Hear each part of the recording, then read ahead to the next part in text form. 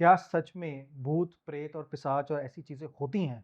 जी, बिल्कुल। तो मेरा अभी तक का एक्सपीरियंस है, एक नॉर्मल इंसान 5 से 6 इमोशंस ही पूरी लाइफ में एक्सपीरियंस कर पाता है। और अगर कोई मेंटल पेशेंट होगा, वो 10 से 12 इमोशंस फ़ील कर पाता है। लेकिन कृष्ण जी को 64 इमोशंस के बारे में पता है। फैमिली में किसी की डेथ हो गई, फॉर एग्ज़ाम्पल किसी की मदर-फादर की डेथ हो गई है, तो उसका एक हिस्सा उन्हीं के साथ चला जाता है। वो एक डिप्रेशन भरी ज़िंदगी जीते हैं, जिसमें वो पास्ट में जीना शुरू कर देते हैं। 2027 सितंबर के बाद से हम में पैरानॉर्मल एक्टिविटीज़ इंक्रीज़ होती हुई दिखेंगी, क्योंकि अब सोल्स को खींचा जाएगा यहाँ से। Hello and welcome to the Ishan Gupta show. आज हमारे साथ फिर अभिनव जी आए हैं फ्रॉम सीता शोक विनाशन क्रिया से। So welcome to the show Abhinav ji. नमस्ते। सो अभिनव जी, आपके बारे में पढ़ रहा था तो आप आईआईटी से पास आउट हैं, बी आर्क करके, वो भी 2002 में। उसके बाद आपने काफ़ी सारे यूनिवर्सिटीज़ एंड कॉलेजेस में भी पढ़ाई करवाया। उसके बाद अगर आज की डेट में देखें तो आप वैदिक science, paranormal activity, spirit activity, ये भूत प्रेत और ये सब जो बातें जो लोग मानते नहीं, उनके बारे में आप करवा रहे हैं, हीलिंग करवा रहे हैं। तो ये कैसे, मतलब ये जंप कैसे? आज की जो एजुकेशन सिस्टम है, वो हमें लाइफ को टैकल करने के लिए पूरी तरह इक्विप नहीं करती है। तो जब मैंने ये रियलाइज़ किया कि ये एजुकेशन सिस्टम हमें पूरी तरीके से अपनी बेस्ट पोटेंशियल पे जीने को नहीं दे रही है, और बिकॉज़ ऑफ अवेयरनेस लोग इन चीज़ों की तरफ तो जा रहे हैं, लेकिन जितना ज़्यादा जा रहे हैं उतने ज़्यादा ठग या एक बेवकूफ़ बनाने वाले लोग इस फील्ड में ज़्यादा आ रहे हैं। तो इस चीज़ पे प्रॉपर रिसर्च करके उस चीज़ को एक मॉडर्न लाइफ़स्टाइल को सूट करने के लिए बनाने के लिए मैंने ये फ़ील्ड चूज़ करा। और हनुमान जी की कृपा रही कि ऐसी नॉलेज समाज के सामने हम ला पा रहे हैं, जिससे लोग एक बहुत ही प्रोडक्टिव लाइफ जी सकते हैं। इस नॉलेज की ज़रूरत इसलिए भी बहुत ज़्यादा है, क्योंकि आप पिछले कुछ सालों से देखिए, जब से कोरोना आया है, उसके बाद से सोसाइटी में बहुत चेंजेस आए हैं। पर्टिकुलरली बहुत सारे लोग मंदिरों में जाना शुरू कर रहे हैं। लोग अपनी पुरानी भूली हुई परंपराओं के बारे में जानने की कोशिश कर रहे हैं, लेकिन आज वो जितना ज़्यादा जानने की कोशिश कर रहे हैं, उतना ही इस चीज़ को बताने वाले लोग अब कम हो गए हैं। जो लोग साइंटिफिक टेम्परामेंट के हैं भी, और वो इस चीज़ को एक्सप्लेन जब करना चाहते हैं, तो वो इतना उनकी वोकैबुलरी इतनी पुअर है, या उनका एक्सपीरियंस बेस इतना पुअर है कि वो और अर्थ का अनर्थ करते हैं। ज़्यादातर जो बहुत ही ख़राब एक्सप्लेनेशंस आते हैं, वो इसी तरह के लोगों से आते हैं, जिससे समाज में और ज़्यादा इन चीज़ों के प्रति अविश्वास बढ़ रहा है। तो ये चीज़ फिर हम लोगों ने इस तरीके से देखी कि हमने इस पे अपनी प्रॉपर रिसर्च करी है, और हम इस चीज़ को दुनिया के सामने लेके आए हैं, जो ज़्यादा फ्रूटफुल है लोगों के लिए। क्या सच में भूत, प्रेत और पिशाच और ऐसी चीज़ें होती हैं? जी बिल्कुल। आप इन नामों के अलावा भी बहुत तरह की एंटिटीज़ होती हैं। इनकी उतनी ही सच्चाई है जितनी फ़िज़िकल रियलिटी में इंसानों की सच्चाई है। जैसे हम अपनी फ़िज़िकल रियलिटी में इंसान, जानवर, पेड़, अलग-अलग तरह की प्रजातियाँ देखते हैं, हुँ, हुँ। उसी तरह इनकी भी एक सच्चाई है, इनकी भी अपनी एक दुनिया है, जिसमें बहुत तरह की प्रजातियाँ होती हैं, और वो अपने अंदर तो जीते ही हैं, वो हमारी दुनिया को भी इफ़ेक्ट करते हैं। तो अगर हमें होलिस्टिक जीना है, हमें इन्हें समझना पड़ेगा, ताकि हम को-लिव कर पाएँ इन लोगों के साथ, और अपना बेस्ट पोटेंशियल पा पाएँ। तो ये जो भूत और प्रेत की जो बात कर रहे हैं, वो हमारे लाइफ पे कैसे असर करते हैं? देखिए, ये जगत ना बहुत सारी डायमेंशंस का गठजोड़ है। एक बहुत ही सिंपल सा बताया जाता है कि 365 डायमेंशंस हैं। हर डायमेंशन की अपनी सब डायमेंशंस बहुत सारी हैं। तो ये हमारी होलिस्टिक लिविंग अगर हम समझें, ये सारी डायमेंशंस हमें इफ़ेक्ट कर रही हैं। फॉर एग्ज़ाम्पल, बहुत ही छोटा-सा एग्ज़ाम्पल है कि आप ईशान हैं, आपकी करियर एक डायमेंशन है, आपका रिलेशनशिप एक डायमेंशन है, आपकी हेल्थ एक डायमेंशन है, जिसकी और बहुत सारी सब डायमेंशंस होती हैं। आपका मन एक डायमेंशन है, जिसमें आपके डिफरेंट इमोशंस उसके सब डायमेंशंस हैं।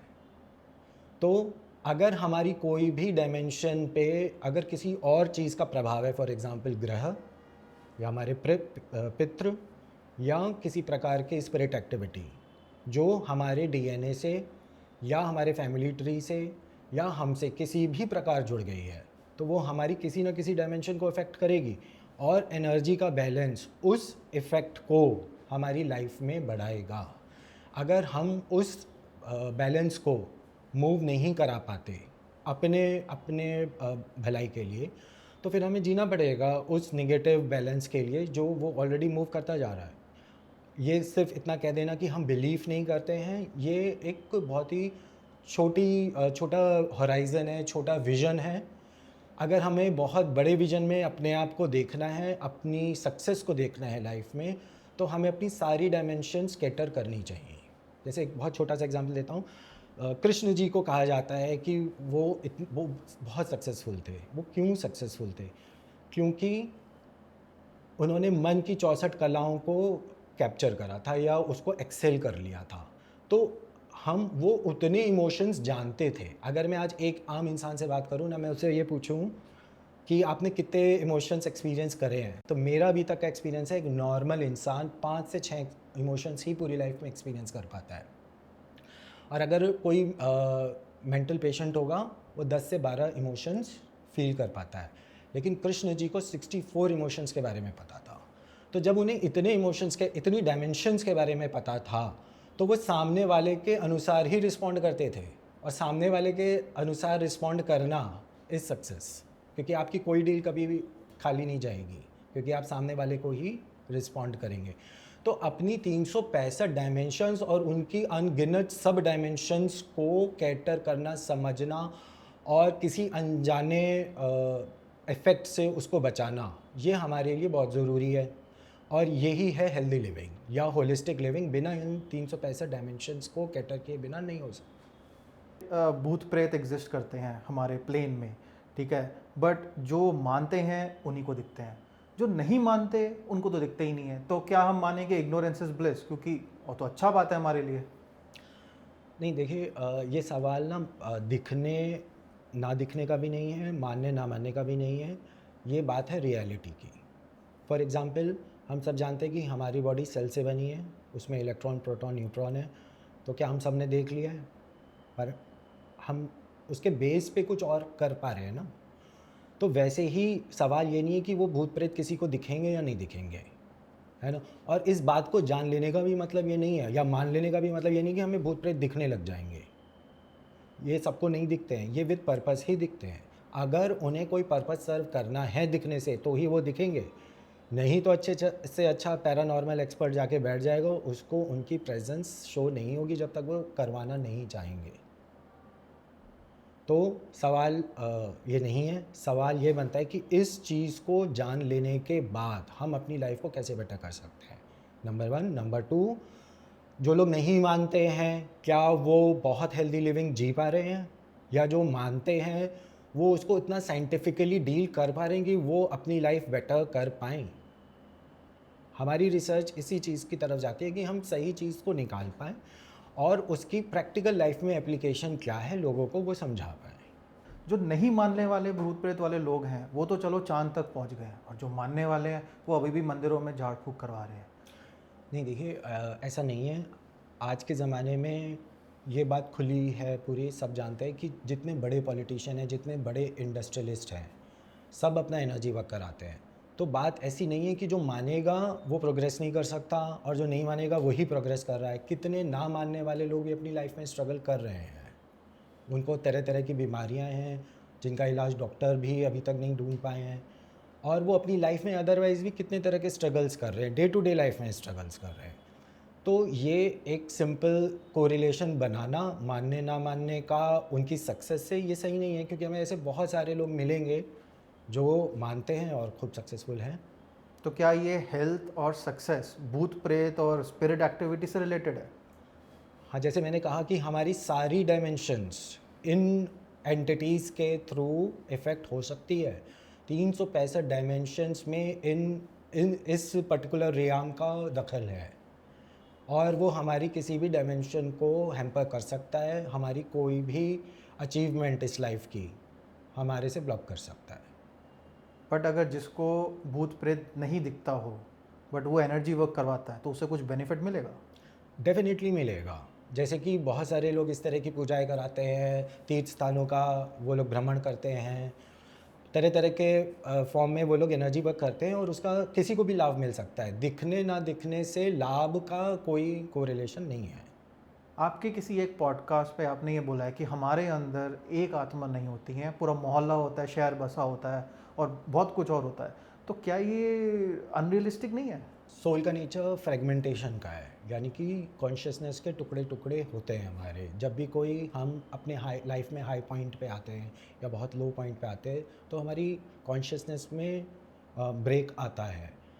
एक कहानी आती है भ्रामरी देवी की, जिसमें एक राक्षस था। उसको ख़त्म करने के लिए देवी ने भ्रामरी देवी का अवतार लिया और वो हज़ारों करोड़ों भंवर के फॉर्म में प्रकट हुई। और उसकी जब उन्होंने उसका वध कर दिया, उनका काम ख़त्म हुआ, तो आगे ये स्टोरी ऐसे बनती है कि उस जो राक्षस की बहन थी, उसने कुछ भंवर उनके छुपा लिए, यानी कि सोल का फ्रेगमेंटेशन हुआ। फिर उनके उन भंवर को छुड़ाने के लिए भैरव जी आए और उनके भंवर छुड़ा के उनको पूर्णता वापस लौटाई उसकी।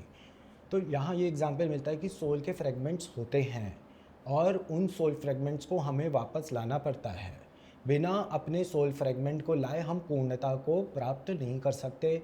या तंत्र में ना एक बहुत ही कॉमन प्रैक्टिस है किसी की कोई चीज़ चुरा लेना, जैसे कि जॉब, सक्सेस, बच्चे, फैमिली लाइफ, लव लाइफ, यानी कि कॉन्शियसनेस के टुकड़े चुराए जाते हैं और उनको बिना लाए हम अपनी लाइफ का वो हिस्सा पूरा नहीं कर सकते हैं।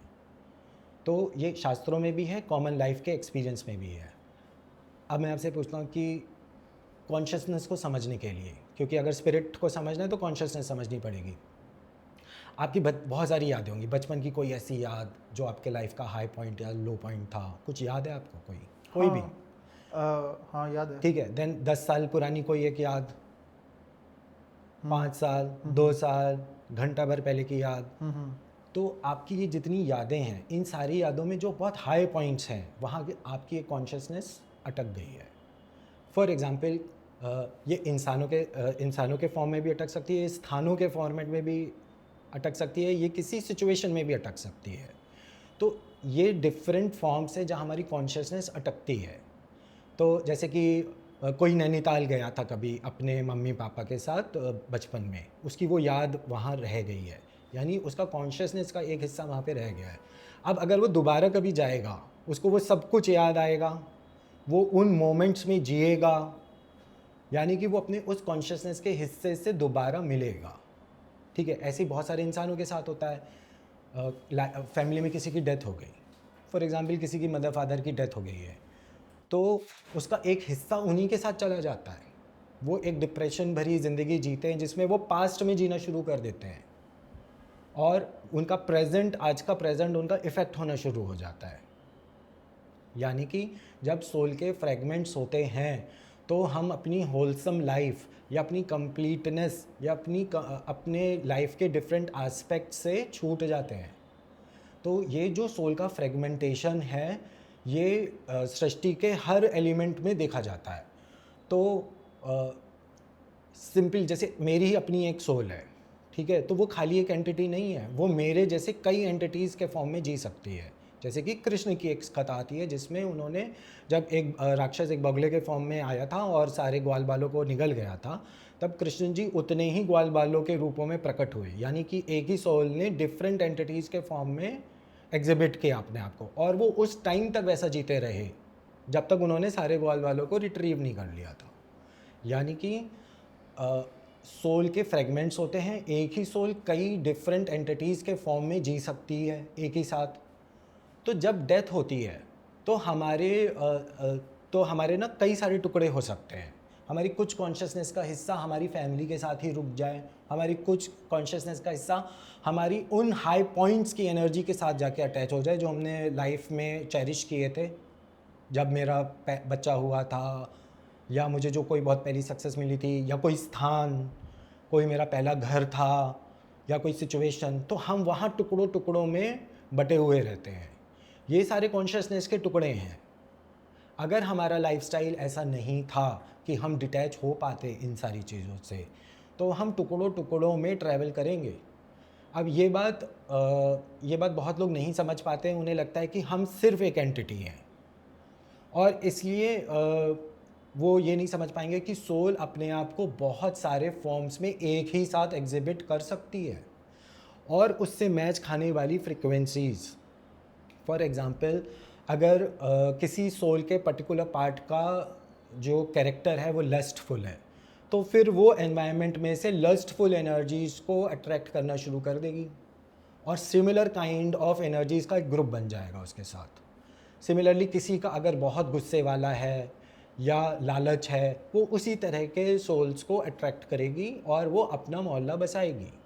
तो ऐसे में बहुत सारे केस मिलते हैं, जैसे डिप्रेशन का कोई केस होगा तो उनका ना अंदर इनकम्प्लीटनेस है। जब जब कॉन्शियसनेस का इनकम्प्लीटनेस होगा तब तक वो एनवायरनमेंट में से और स्पिरिट्स को आने के लिए रास्ता खोल देगा। ये चीज़ें हम लोग बहुत देखते हैं, जैसे कि कोई रिहैबिलिटेशन सेंटर है, पागल घर है, जेल है, इन जगहों पे स्पिरिट एक्टिविटी इतनी ज़्यादा है कि बहुत सारे नॉर्मल लोग भी वहाँ जाके इफ़ेक्ट हो जाते हैं।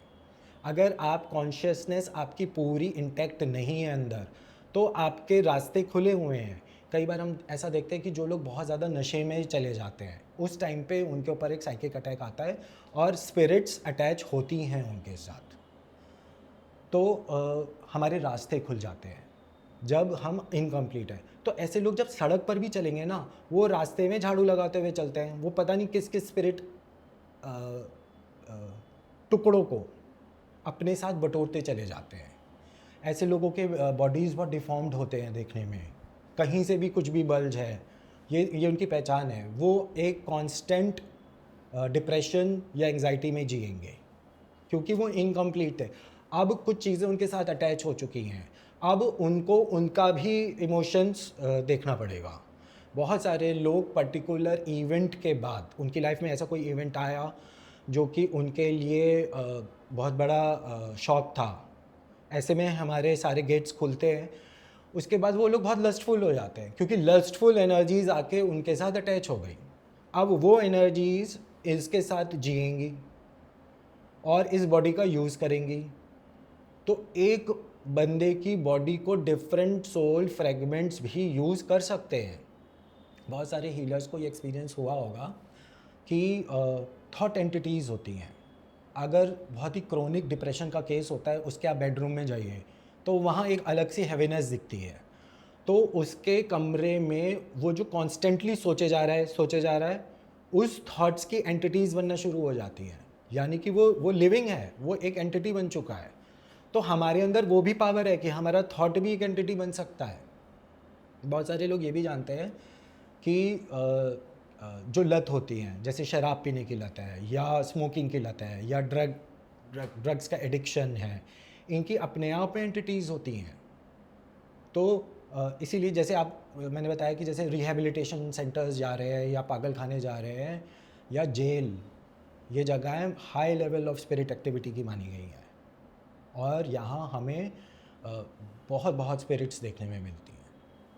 अब ये जो आपने बोला कि कई हमारे आत्मा के कई सारे टुकड़े होने की एक टेंडेंसी होती है, ठीक है, बट मेरा सवाल आपसे ये था कि हमारे अंदर बहुत सारी आत्माएं का निवास हो सकता है, तो उसके बारे में आप बताइए। देखिए, अगर आप ये देखेंगे कि जितने लोग होंगे उतनी ही आत्माएं होंगी, तो आत्माओं का नंबर बहुत कांस्टेंट है।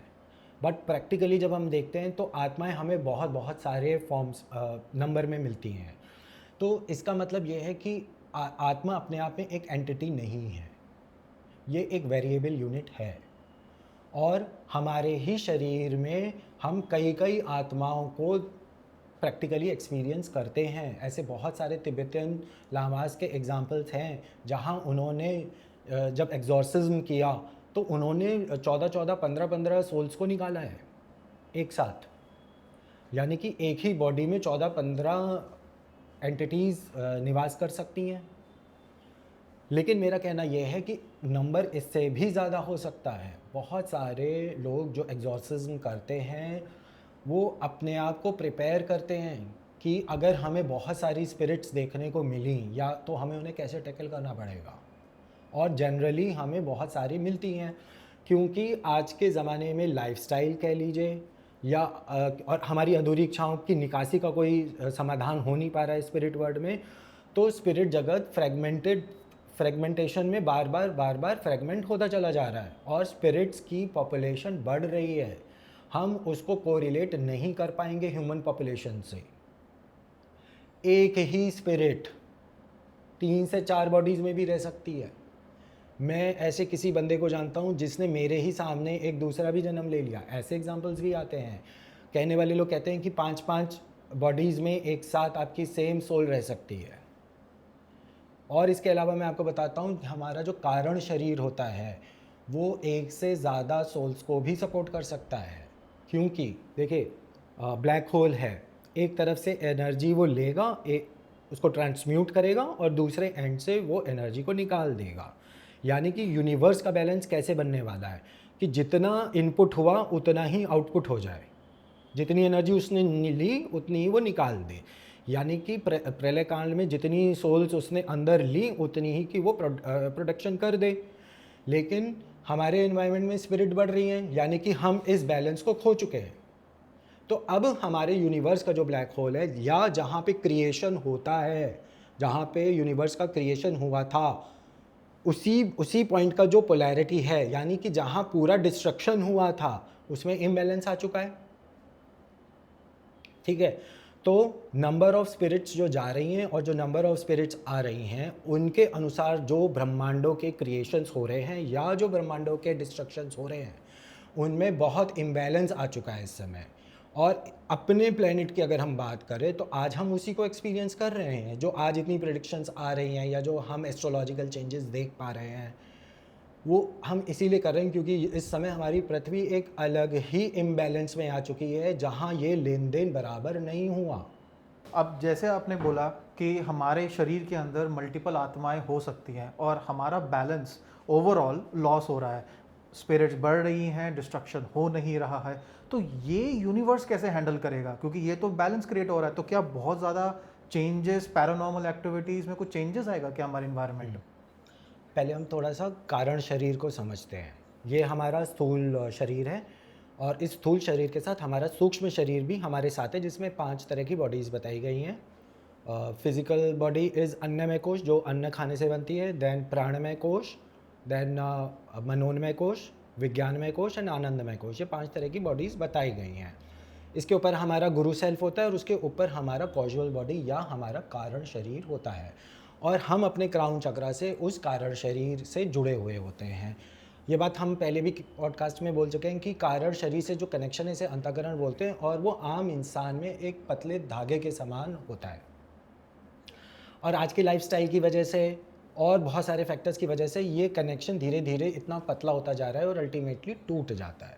तो कारण शरीर हमारे स्थूल और सूक्ष्म शरीर से अलग हो गया।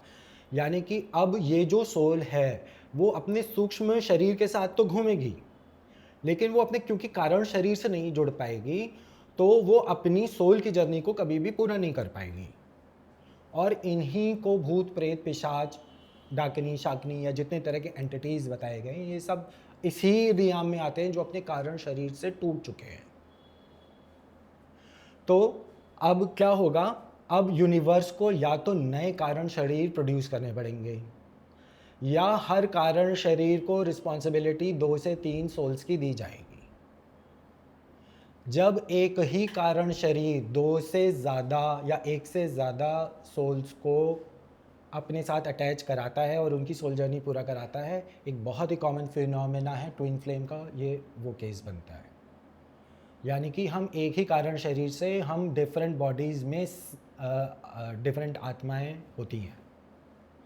ठीक है, तो यूनिवर्स के पास बहुत सारे तरीके हैं इस बैलेंस को अचीव करने के लिए कि वो या तो नई प्रोडक्शन स्टार्ट करे नए कारण शरीर की, या वो ऐसे लोगों को भेजे जो इन स्पिरिट्स को वापस किसी कारण शरीर से जोड़ने के लिए आए। जैसे कि बहुत बड़े संत ये सब टाइम टू टाइम धरती पे आते रहते हैं, उनका और देखने में ऐसा लगता है कि वो भगवान के साथ हमारा कनेक्शन बना रहे हैं, लेकिन जो ये नियरेस्ट भगवान जो हमारे लिए होता है ये हमारा अपना ही कारण शरीर है जिससे हम रोज़ रोज़ कुछ ना कुछ मांग रहे होते हैं। ये अपना ही कारण शरीर है क्योंकि हमारी लाइफ का डायरेक्टर वही है। तो वो लोग आते हैं, हमारा विश्वास जगाते हैं, हमें किसी न किसी कारण शरीर के साथ अटैच करवाते चले जाते हैं। फिर वो कारण शरीर इन सारी सोल्स को लेके आगे बढ़ता है और आगे की जर्नी करता है। इसमें कई बार ऐसा भी होता है कि यूनिवर्स नए नए कारण शरीर भी बनाता है, लेकिन ये वाले इवेंट्स प्रलय के साथ कोइंसाइड करते हैं। जब एक बहुत बड़ा डिस्ट्रक्शन आएगा, सारे सोल्स को एक साथ इकट्ठा करके एक नए जो कार्मिक बैंक बनता है इन सब सोल्स का, उसको रीडिस्ट्रीब्यूट करा जाता है डिफरेंट स्टोरीज बोल लीजिए या लाइव्स बोल लीजिए। यही सारी सोल्स फिर डिफरेंट लेंगी। तो इन्हीं प्रोसेस में हम ये भी देखते हैं कि कितने प्लैनेट्स डिस्ट्रॉय भी होते हैं। हम हमारे हमारे खुद के शास्त्र ये बताते हैं कि ऐसी कितनी ही पृथ्वियाँ हैं जिनको महाविष्णु निगल भी रहे हैं और नए नए प्रोड्यूस भी कर रहे हैं। ये है वो ब्लैक होल की थ्योरी, जहाँ पे नया क्रिएशन हमें देखने को मिल रहा है और विद डिस्ट्रक्शन। एक तरफ से एक पॉइंट से डिस्ट्रक्ट किया जा रहा है, उस एनर्जी को खींचा जा रहा है, और दूसरे पॉइंट से नए प्रोडक्शंस किए जा रहे हैं। अब ये सोचिए कि इधर से वो एनर्जी ले रहे हैं, इधर से दे रहे हैं। अब जो बीच का बैलेंस है ये टूवर्ड्स खिसक जाए टूवर्ड्स लेने में, यानी कि उस समय में डिस्ट्रक्शन इंक्रीज कर जाएगा। और अगर ये इस तरफ आ जाए जहाँ प्रोडक्शन ज़्यादा होनी है, ये बैलेंस, तो यानी कि नए नए यूनिवर्स का प्रोडक्शन इंक्रीज हो जाएगा। तो आज हम जिस एरा को देख रहे हैं, तो हमारा बैलेंस टूवर्ड डिस्ट्रक्शन हो चुका है, जहाँ पे हम नए नए प्राकृतिक उत्पाद देखेंगे, प्रकृति से बनाए हुए उत्पाद देखेंगे। लेकिन इसको आप एक तरह से रीअलाइनमेंट समझिए, जहाँ डिफरेंट सोल्स की जो स्टोरी, लाइफ की स्टोरी जो चल रही थी, जो डिसअलाइंड हो गई थी नेचर के साथ, उनको वापस अलाइनमेंट में लेके आया जाएगा। ये देखने में बुरा होगा, ये कष्टकारी हो सकता है, बट ये यूनिवर्स का स्पिरिट वर्ल्ड को साफ करने का तरीका है। तो जैसे आपने बोला कि अब धरती जो है डिस्ट्रक्शन की तरफ जा रही है, तो इसका क्या मतलब है कि अब धरती खत्म हो जाएगी? नहीं, धरती डिस्ट्रक्शन की तरफ जाने का मतलब ये नहीं कि धरती डिस्ट्रक्शन की तरफ जा रही है, बट वो बैलेंस सोल्स को लेने का ज़्यादा मतलब सोल्स ब्लैक होल की तरफ सोल्स को खींचेगा। ब्लैक होल सोल्स को अपनी तरफ ज़्यादा खींचेगा, उसका मतलब ये है। तो देखिए, अब जो एक्सपेक्टेड है कि ये प्रोसेस किस तरीके से होगा, हमें क्या देखने को मिलेगा, तो 2027 सितंबर के बाद से हमें पैरानॉर्मल एक्टिविटीज़ इंक्रीज़ होती हुई दिखेंगी, क्योंकि अब सोल्स को खींचा जाएगा यहाँ से। तो वो हमें ऐसा देखने में आएगा कि स्पिरिट एक्टिविटीज़ बढ़ रही हैं, क्योंकि वो हमारी डायमेंशंस में अब आना शुरू कर देंगी। और जब वो हमारी डायमेंशन में आएंगी तो ऑब्वियसली हम सब की अवेयरनेस इन चीज़ों के प्रति बढ़ेगी। ज़्यादा हायर कॉन्शियसनेस के लोग भी अब आएंगे, जो अब हमारा अंतःकरण को और ज़्यादा पुष्ट करने वाले बनेंगे। लोगों का विश्वास ज़्यादा हायर एनर्जीज, हायर कॉन्शियसनेस की तरफ बढ़ेगा। तो जब स्पिरिट्स ज़्यादा आएंगी तो ऐसा अनुमान है कि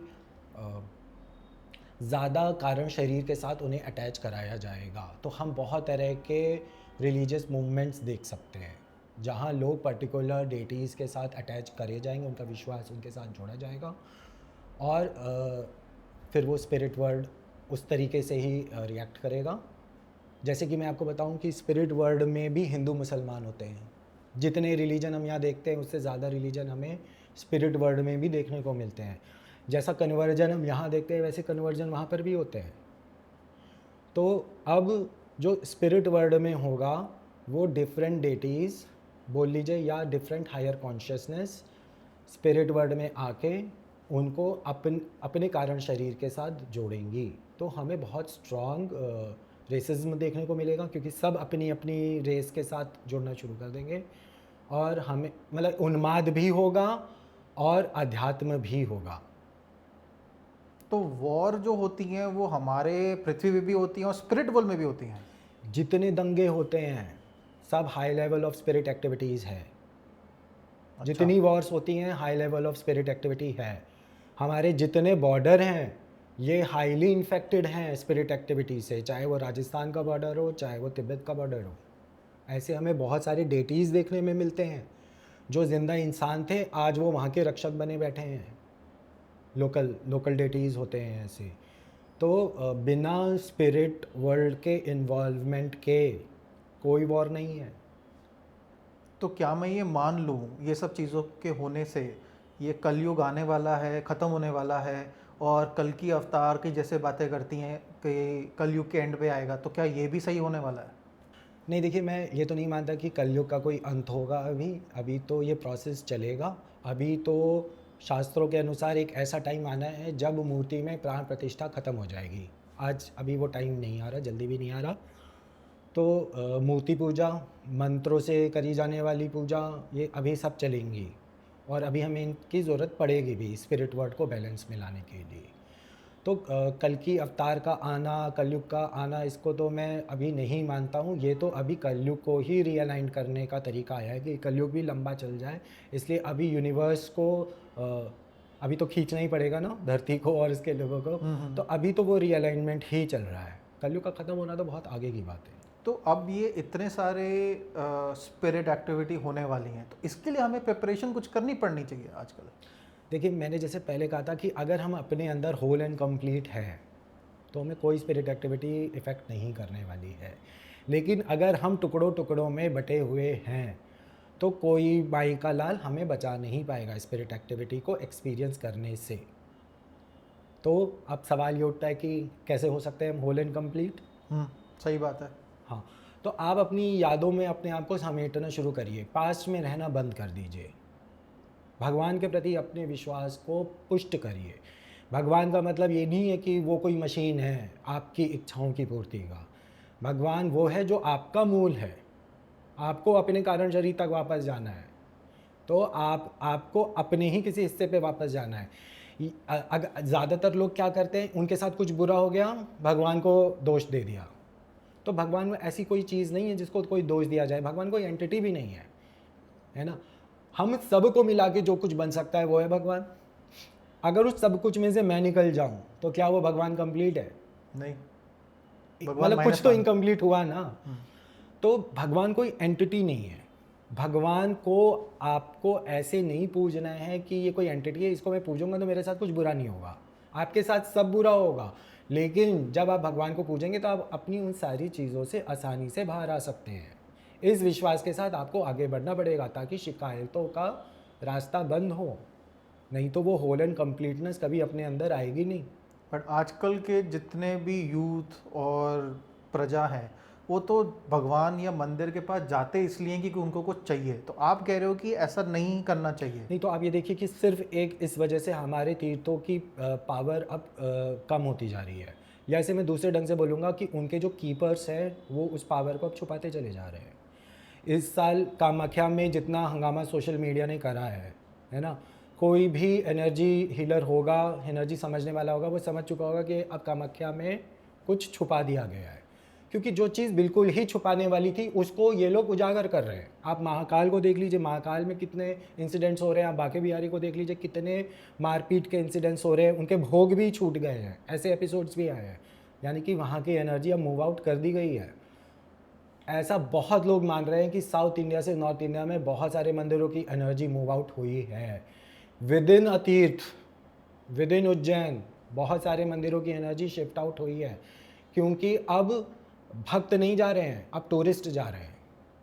और वो इस होड़ में जा रहे हैं कि बस हमें सबको ये बताना है कि हमने ये स्थान भी कर लिया। अगर सच में आप एक तीर्थ करते हैं ना, आपकी लाइफ में भूचाल आ जाएगा। इतना पावरफुल होता है आपकी लाइफ को अप एंड डाउन करने के लिए एक तीर्थ। लेकिन हम तो एक के बाद एक तीर्थ करे जा रहे हैं, यानी कि उसका हमें कोई खास असर मिल नहीं रहा है। तो अपने गली के मंदिर में लोग नहीं जा रहे हैं और बड़े बड़े तीर्थों में जा रहे हैं। तो ये तो हमें जो हमारे पूर्वजों से जो energy centres, energy power points मिले थे, हम उन्हें ख़राब कर रहे हैं। तो ये तो उल्टी ही गंगा बह रही है। ऐसे में तो हम कभी भी होल एंड कंप्लीट नहीं हो पाएंगे। अगर हमें होल एंड कंप्लीट होना है तो घर बैठे भी हमें भगवान की अनुभूति होनी चाहिए कि वो यहाँ पर भी है हमारे साथ। तो अब जैसा बेटा बात करें कि टूरिस्ट जा रहे हैं मंदिर जगह पे, ये मेरा पर्सनल एक्सपीरियंस भी है कि अगर मंदिर जाना है तो आप तभी जा पाते हो उस मंदिर में जब आपका बुलावा आता है। और ये भी बहुत लोगों को मानना है कि वैष्णो देवी जैसे जाना हो कि बोलते हैं कि नहीं माता का बुलावा आया है तो भी हम जा पाए, वरना तो मंदिर के द्वार से भी आप वापस चले जाते हैं। बट आप यहाँ पर कह रहे हैं कि टूरिस्ट ही जाते हैं, तो उस कैसे हो रहा है ये? देखिए, अगर हम सिर्फ भगवान की बात करें तो ये सवाल ही नहीं उठेगा कि भगवान बुला रहा है या नहीं बुला रहा, वो क्यों नहीं बुलाएगा, है ना। अगर हम सब बराबर हैं उसके लिए तो वो क्यों नहीं बुलाएगा, उसका इनविटेशन तो ओपन है हमेशा के लिए। लेकिन अगर हम इसे एनर्जी पर्सपेक्टिव से देखें कि आपका कोई एनर्जी बैलेंस वहाँ जाने का बनता है, तो लाइफ में ये इवेंट आएगा ही आएगा कि आप उस एनर्जी पॉइंट तक जाएंगे ही जाएंगे, ठीक है। तो एनर्जी पॉइंट से आप कहीं आ सकते हैं, जा सकते हैं, लेकिन आप किस एनर्जी सेंटर पे जाएंगे ये डिपेंड करेगा कि आपकी लाइफ में किस एनर्जी की ज़रूरत है, आप उसी एनर्जी सेंटर पे जाएंगे, ठीक है। भगवान को किस नाम से उस समय जानना है, वो आपकी उस समय की ज़रूरत होगी। तो आप गए, आपका एनर्जी बैलेंस उस सेंटर पे जाने का था, ये इवेंट हुआ, लेकिन आपका भगवान से कोई मतलब ही नहीं है, आप टूरिज्म कर रहे हैं, तो क्या आप पर्पस पूरा कर रहे हैं? और ये दोष अब भगवान को लगेगा कि उसने बुलाया था, यानी कि इस आड़ के पीछे आप अपनी एक अपॉर्चुनिटी खोना चाहते हैं। बट ये मेरा खुद का एक पर्सनल ऑब्जर्वेशन भी था कि जैसे अगर हम किसी वेकेशन पे गए, हमने सोचा कि नहीं इस मंदिर में जाएंगे नहीं, डिटोर करना पड़ेगा, बट आपका सिचुएशन ही ऐसा हो जाता है कि आप वो हुआ और आप उस मंदिर में गए, और जब तक आपने वो उस भगवान जी के दर्शन नहीं कर लिए आपके मन में एक बेचैनी सी है। तो क्या ये एनर्जी से इशू है? एनर्जी इशू है। कई बार लोगों की गाड़ियाँ उस मंदिर के सामने जाके रुक जाती हैं कि अब तो तुम दर्शन कर ही लो, है ना। किसी के मन में लालसा होती है कि उनके दर्शन होने हैं तो वहाँ ट्रेन रुक गई, ऐसे बहुत लोग बताते हैं। तो ये एनर्जी के बैलेंस का कमाल है, इसको भगवान से ना जोड़ें, क्योंकि भगवान तो सदा अपने बाहें फैलाए खड़ा है कि आओ। सही बात करी आपने। तो ये चीज़ आई थिंक बहुत एक्सप्लोर करने वाली बात है कि आई थिंक हमारे खुद के शरीर का अंदर का बैलेंस और जो बाहर का बैलेंस, दोनों ही बैलेंस होने चाहिए, खाली अपना ही बैलेंस नहीं है। और आजकल जो हालात हैं वो डिसबैलेंस की ओर ज़्यादा जा रहे हैं, और हमारे को ज़्यादा रिक्वायरमेंट है उस बैलेंस को वापस उस स्केल में लाने का, या उस पर्टिकुलर पॉइंट पे आने का कि हम अपने ही नेचुरल स्टेट पे वापस आएँ।